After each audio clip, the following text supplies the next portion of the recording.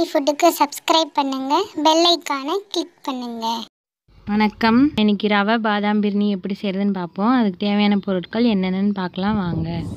பால் காய்ச்சி ஆற வச்ச பால் 1 லிட்ரு, தண்ணி 1 லிட்ரு, ஜீனி ஒரு 1/2 கிலோ, ரவை 1 டம்ளர், பாதாம் ட்ரிங்க் மிக்ஸு 100 கிராமு 1 பாக்கெட்டு, 10 ரூபாய்க்கு முந்திரி திராட்சை, ஒரு 20 பாதாம், ஒரு 20 ஏலக்காய், கொஞ்சம் வெனிலா எசன்ஸ், அவ்வளோதான்.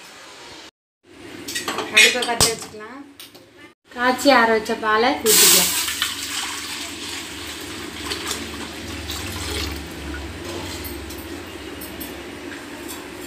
இப்போ 1 லிட்ரு பால் ஊற்றிருக்கோம், அதே மாதிரி 1 லிட்ரு தண்ணி சேர்த்துக்கலாம். இப்போ பால் காயட்டும். இது கூட டேஸ்ட்டுக்காக மில்க் மெய்டு சேர்த்துறேன்னா சேர்த்துக்கலாம். எனக்கு இப்போ மில்க் மெய்டு கிடைக்கல, அதனால் வெறும் பாலை மட்டும் வச்சு நான் செஞ்சுருக்கேன். இப்போ பால் பொங்குது. இப்போ ரவையை சேர்த்து கிளறி விட்டுக்கலாம். ரவையை சேர்த்துக்கலாம்.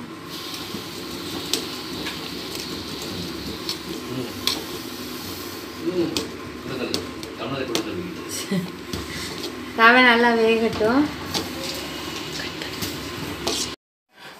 இப்போ ரவை எடுத்து வச்ச டம்ளர்லேயே 3 டம்ளர் ஜீனி சேர்த்துக்கலாம்.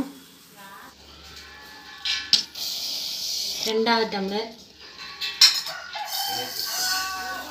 3வது டம்ளர் ஜீனி சேர்த்துக்கிட்டோம்.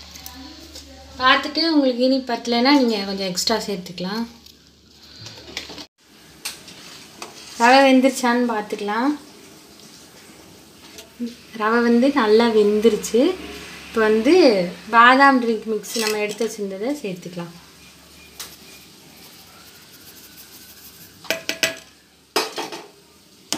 இப்போ நல்லா கட்டி இல்லாமல் கிளறி விட்டுக்கலாம்.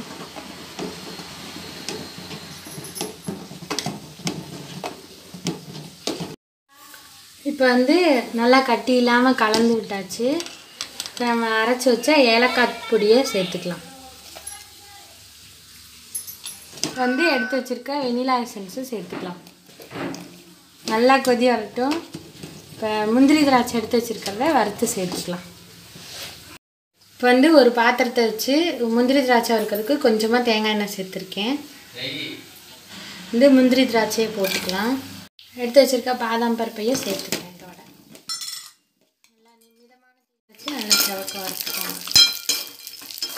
போட்டது போதும். இப்போ இது இதோட சேர்த்துக்கலாம்.